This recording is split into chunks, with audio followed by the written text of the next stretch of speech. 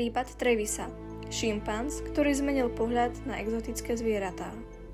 Predstav si zviera, ktoré je silnejšie než 10 ľudí, viac ako 10-krát inteligentnejšie ako domáce zviera, ale túži byť ľúbené ako člen rodiny.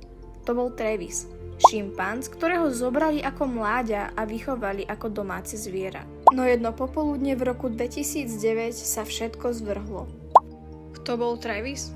Travis bol samčí šimpanz, narodený v roku 1995 a vyrastal s pani Sandrou Herold v jej dome v Stanforde v USA. Ako mladý sa objavil v reklamách a v televízii.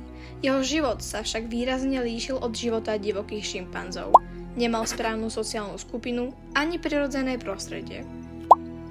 Deň 16. február 2009. Deň, ktorý sa zmenil na horor. Sandra volala svoju priateľku Charlu Nash, aby jej pomohla dostať Travisa späť domov. Šimpanz, ktorý vážil približne 90 kg, unikol a bol občas nepredvídateľný. No Charla sa vynašla. Držala hračku, ktorú Travis miloval, ale keď ju videl, rozúril sa a zaútočil.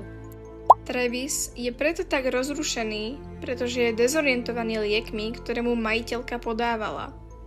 A keď videla, ako útočí na Charlu, hneď sa ho snažila zastaviť.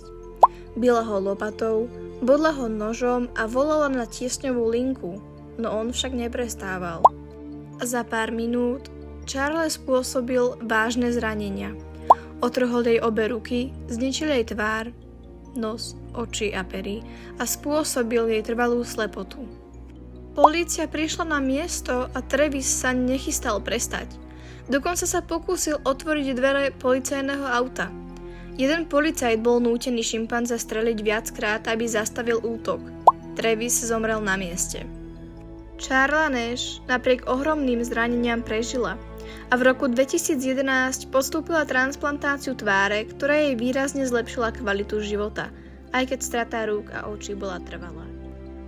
Mať zviera, ktoré nevieš správne pochopiť, môže mať katastrofálne následky.